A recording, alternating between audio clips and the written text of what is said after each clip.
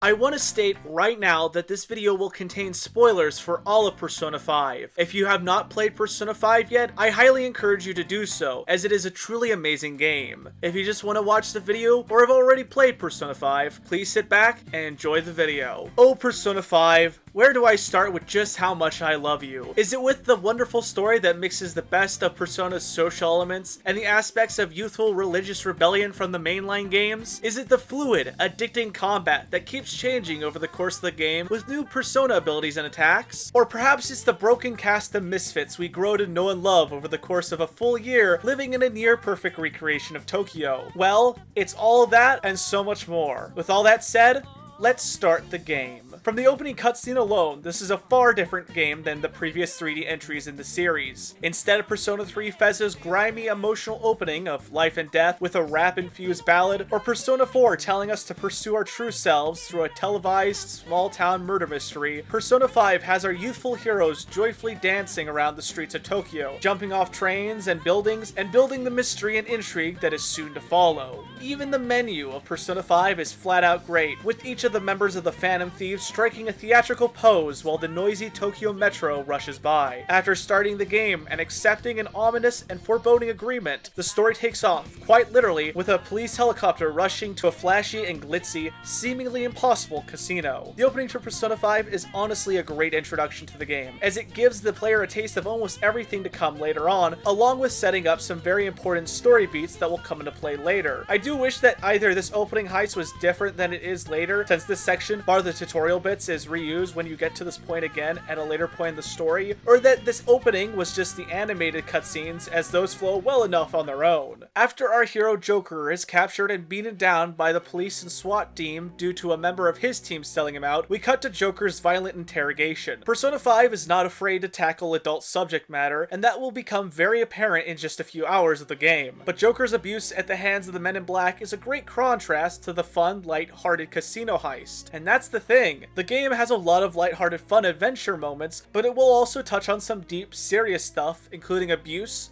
neglect, sexual assault, suicide, and a lot more, but manages to balance the two without sacrificing the tone or seriousness of the latter. Within just the interrogation scene alone, we can dispel a lot of negative comments that people make about the dialogue choices. While yes, the overall dialogue choices are on a linear path, that makes sense when you really consider the fact that the entire story is all one big flashback. Naturally, outside of a few minor comments, major conversations between characters is going to be the same. But here's what is clever about that. Since while it is linear, there are definitely different reactions and outcomes to things Joker says and does. For example, in the opening interrogation scene, if Joker complies with the man assaulting him, Joker won't be harmed further, but if Joker remains silent, he will be physically assaulted due to this. It's nice little touches like these that make repeat playthroughs really fun to experience, especially to see the reactions from Joker's friends and other characters when Joker is snarky, mean, teasing, and other things that aren't just the straightforward answer. Now, within this segment, we're allowed to name Joker whatever we want, granted it fits within the character limit. Now look, I enjoy both the P5 manga, which has Joker's name as Akira, and I also enjoy the anime, which has it as Ren. So for consistency and to avoid arguments down in the comments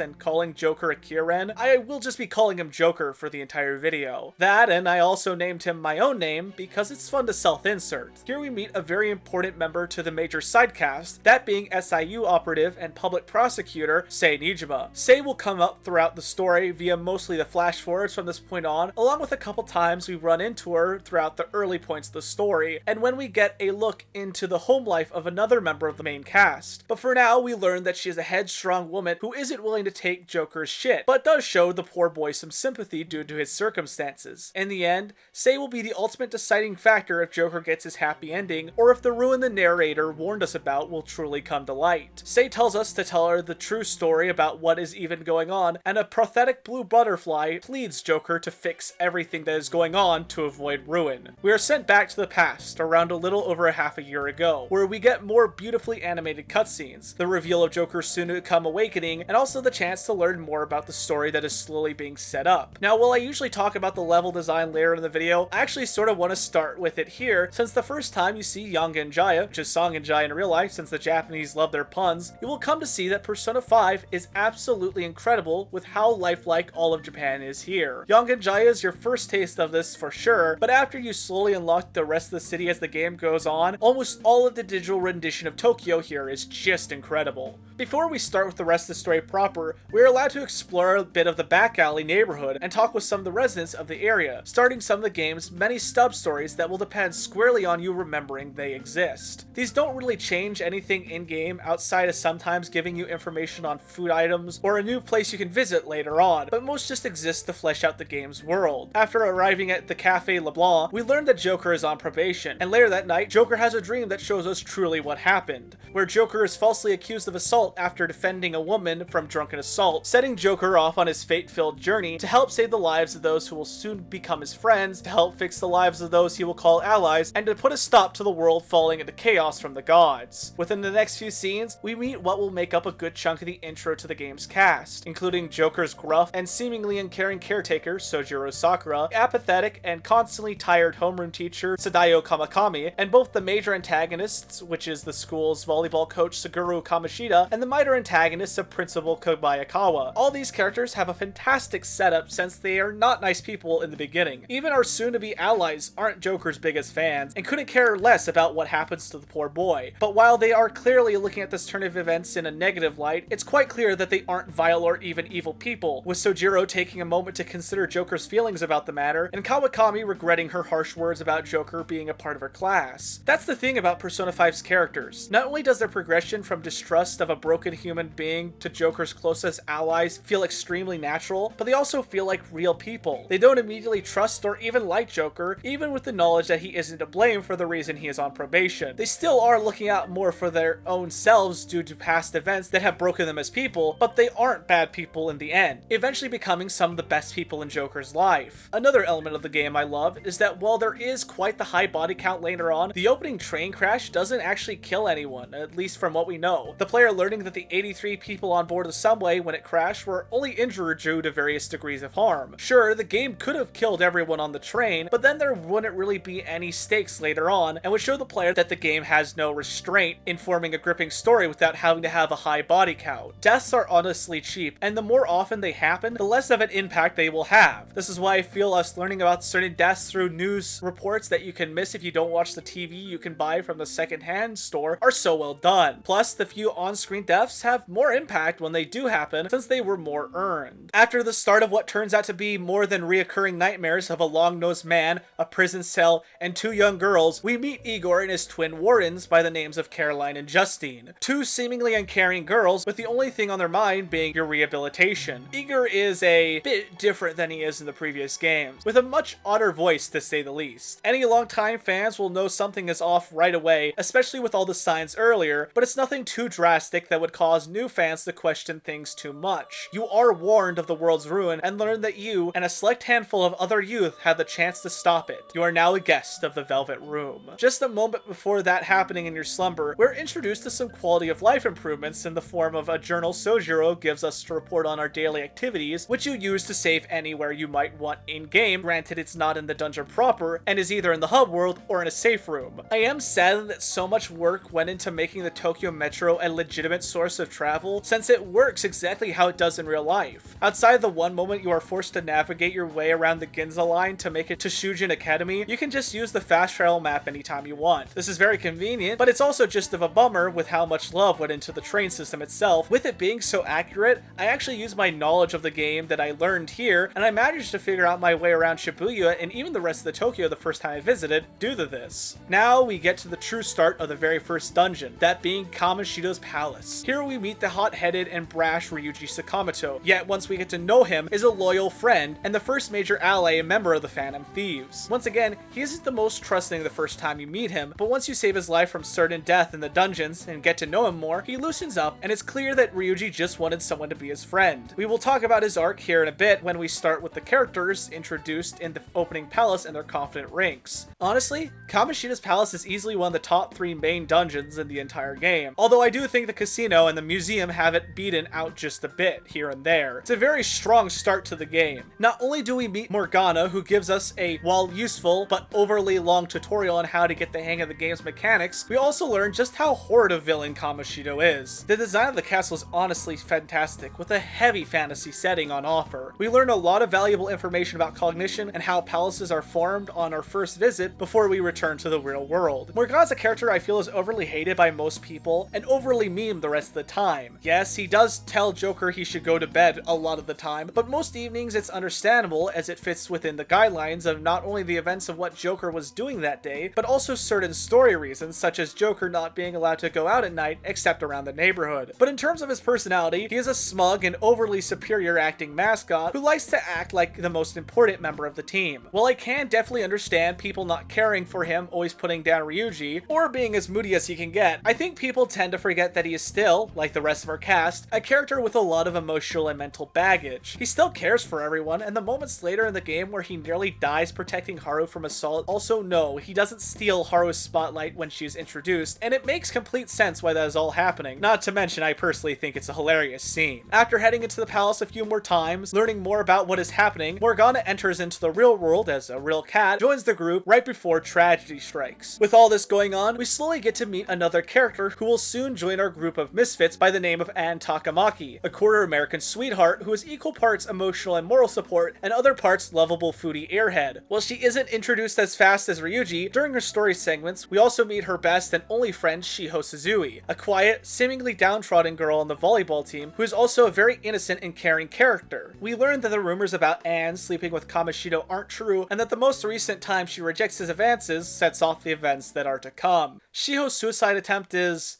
honestly handled really well. There are no jokes about it, there is time for the utter horror of what is happening to set in, and there are no lingering shots of what she is about to do. It's not romanticized, it just happens. What makes the event even worse is the lack of care from anyone other than Anne, Ryuji, and Joker, who all rush to what appears to be the dying Shiho's aid. The entire scene is just a gut-wrenching experience to sit through, and while again, Persona 5 plays the right cards of tugging on our emotions, it doesn't kill off Shiho, which a lot of games would probably have done right there and then, or even later on, trying to evoke more sympathy from the player.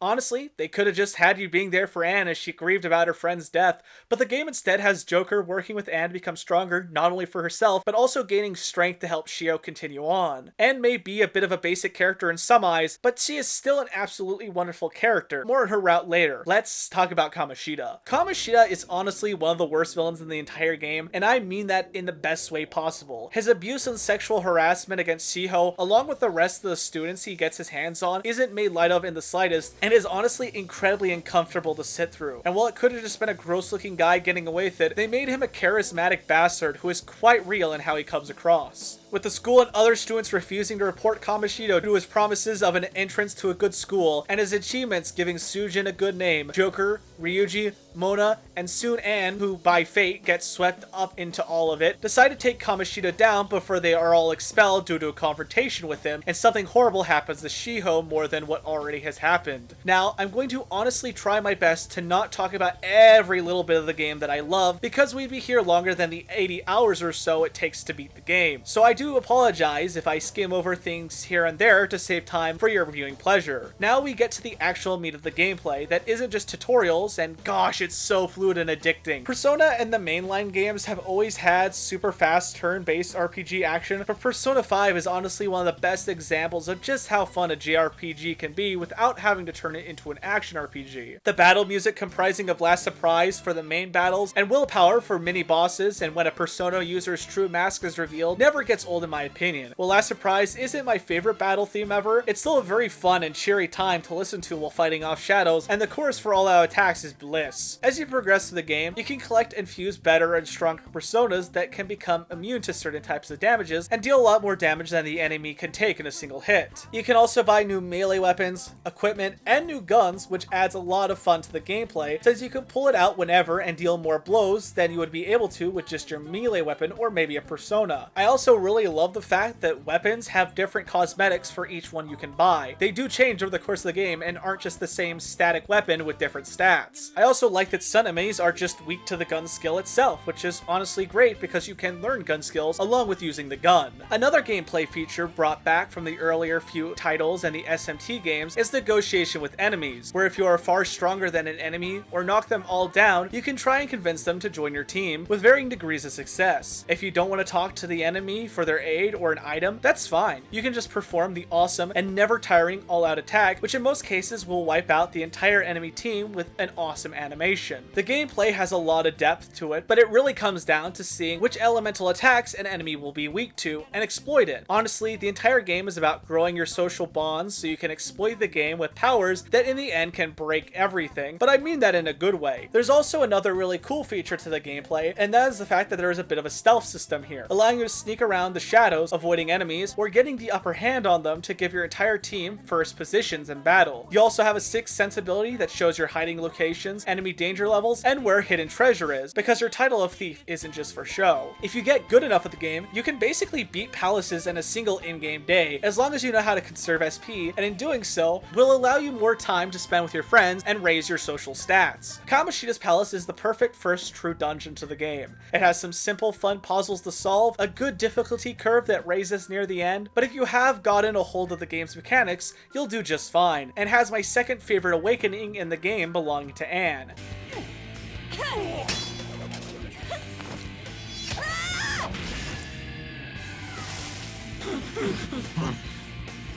You know what? I'm not some cheap girl you can toy with, you scumbag. Bitch! You stole everything from Shiho. You destroyed her. Now it's your turn.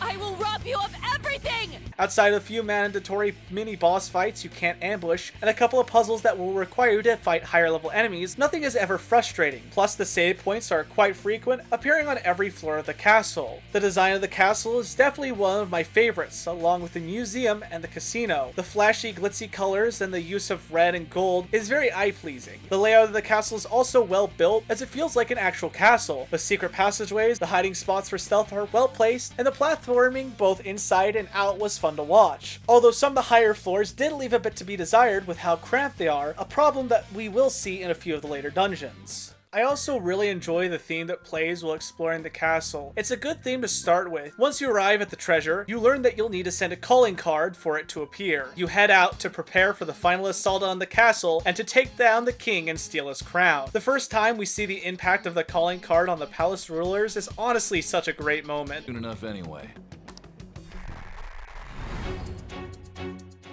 Come, steal it if you can.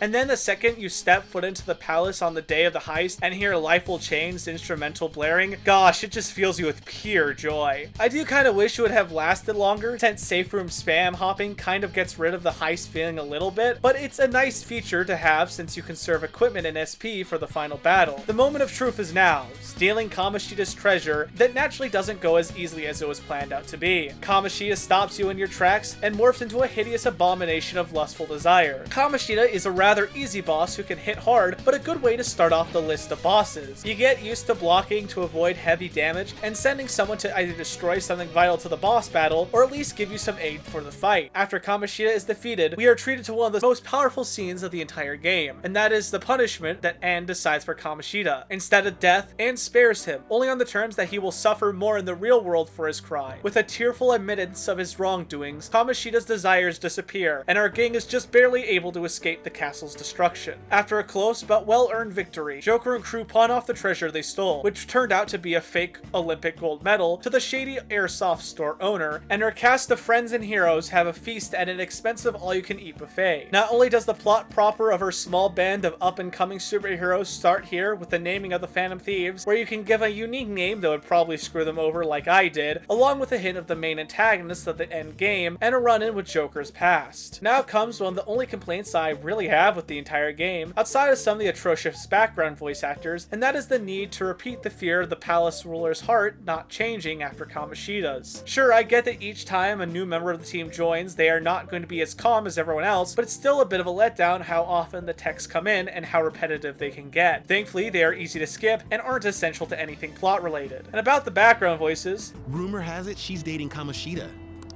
Seriously? I heard people saw them in his car together. You know, she seems pretty easy, huh? You think I'd have a chance too? Come on, dude. You can't go after Kamoshida's bitch.